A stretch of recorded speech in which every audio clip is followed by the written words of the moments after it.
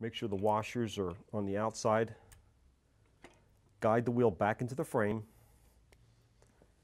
And you may have to hold it with your finger here, and then put the chain back on the front sprocket.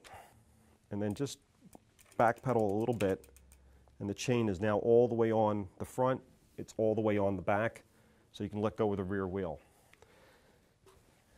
Next, you have to tighten the axle nuts. But because this bike doesn't have a derailleur mechanism, you have to adjust chain tension. So what I like to do is put my left hand here, and see how the wheel moves side to side in the frame? You have to hold it so that it's exactly in the middle between the left and the right chain stays here. And at the same time, you want to push the wheel backwards to put a little bit of tension on the chain. So what I like to do is put my hand here, I'm holding it centered, and I'm pushing backwards. At that point, just put a little bit of tension on the nuts. Don't make them real tight. Do the same thing on the other side. The reason you don't want to make it tight is that there's a pretty good chance that you're going to have to readjust this at least once to get this perfect. So just put a little bit of tension. You want to backpedal a few times, make sure the chain is actually on the sprockets, everything's working. Now, to determine chain tension, you're going to go push up in the middle. See right the midpoint of this chain here, right about there? You just want to push it up. This has a little bit of play to it. If the chain is too taut, you're really going to have to push hard. This is like not much force. If it has too much play, when you hit bumps, it's going to bounce around and it could jump off of the gear. Now, this looks like everything's lined up. So before I tighten the rear axle nuts, I'm going to connect the rear brake again. Squeeze the brake a couple of times to recenter the pads. And then you want to make sure your wheel spins freely. If everything's spinning freely, then go in and finish tightening up the nuts.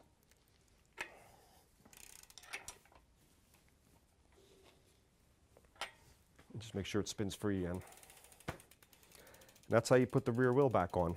Now, if this bike had a foot brake, which means when you pedal backwards, it puts a brake on, then there is a brake arm, and then it usually either bolts to the frame, like on this bike, or there's a band that wraps around the frame and a nut and bolt pinches through it. If you have that, you have to take this bolt out before the rear wheel comes off the bike. Also, when you put the wheel back in, make sure you put that bolt back and tighten it up after the axle nuts are tight, because this arm is going to have to slide back and forth when the rear axle finds its right spot. You absolutely have to put that bolt back in. If you don't, when you put your brake on, this arm is going to want to kick, and when it kicks back, there's a pretty good chance you're going to break the rear axle. So make sure you put all the parts back in. Now, to take the front wheel off this bike, it works exactly like the front quick release wheel, except here you have to loosen the axle nuts. So get a wrench, and on some front wheels there are washers that have locking tabs. So you have to pull the washer back, and see that little tab there? That has to be dislodged from the fork. Do the same thing on the other side.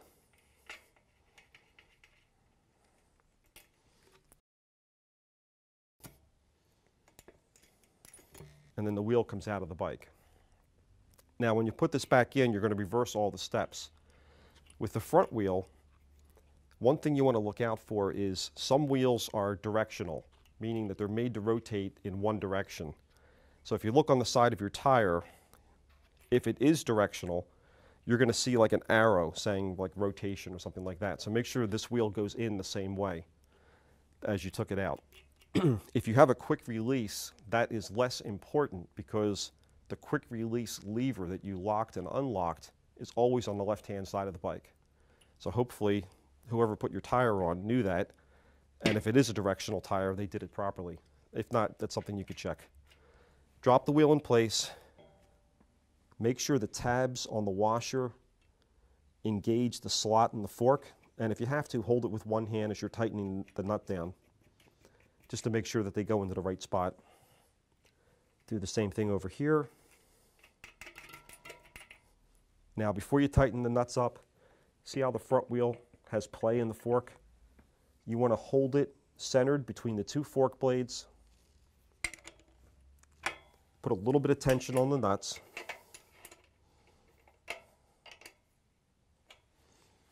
If there was a front brake, you would reset the quick release and then make sure the wheel spins freely. If it does, finish tightening the nuts down. And that's how you take a front wheel off.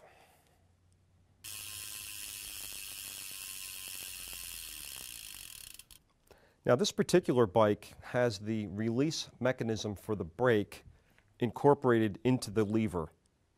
So what you want to do is you're going to squeeze the brake lever, and this pin gets pushed over, and when you let go of the lever, it goes back further. It retracts up inside, and in essence, that feeds more cable back to the brake, and it opens up wider. When you're all done taking the wheel off and putting it back on, you're going to squeeze the brake, and don't forget to reset the pin. If your bike has disc brakes, and you can tell because it would have a disc down, a rotor, and a brake caliper mechanism down at the axle of the bike. If you have this type of a braking mechanism, there is nothing to release to get the wheel out. So all you're going to do is flip the axle, and the disc mechanism slides straight through out of the caliper. Now, be really careful that you don't squeeze the brake lever when the caliper is not in place, or when the disc is not in place. The pads could fall out or jam, so just make sure you don't touch the lever when the wheel's not in place. If your bike has this type of a brake, it's what's called a linear pull or a V-brake. To do the quick release here, what you're going to do is squeeze the two brake calipers together against the rim. You're going to slide this rubber boot out of the way, and you're going to dislodge this little aluminum fitting from the hanger. So once this is squeezed, you should have enough play to drop that down and then just let go of it. And you can see how there's so much room in here. To put it back, you're pretty much going to reverse the process. Squeeze the two calipers together, and you're going to maneuver this aluminum piece into this slightly larger hole in the carrier. And what I like to do is put my thumb, after these are squeezed, I get this noodle part and I'm pulling it this way. So I'm kind of like tugging a little bit, and with my thumb I put it on the brake. So this is pulling this arm over, this is pushing that, and it leaves this hand free to guide this right into position, and then you can let go of it. And just make sure that it slides through like it just did. After that's through, slide the rubber boot over, and you're done. If you have any question as to whether you did this right, compare what this looks like to your rear brake. Now, yet another type of brake is what they call a cantilever brake, where your cable comes down in the middle, it splits, and you have two independent brake mechanisms that get pulled in when you squeeze the cable. To release this type of a brake, what you want to do is you're going to come down like this with your thumb. You're going to push this one brake up towards the rim. With your other hand, you're going to grab this cable and you're going to pull down this direction. The reason you're doing that is there's a little fitting at the end of this cable that's like being cupped by this arm, and you have to dislodge that. So push this up, pull the cable down. You can see the fitting pop down, and then I'm going to swing it away from the bike. And then you can let go of everything.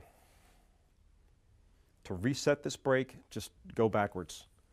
Push this against the rim, pull back down again, slide that fitting in, let go, making sure that everything is seated back the way it was.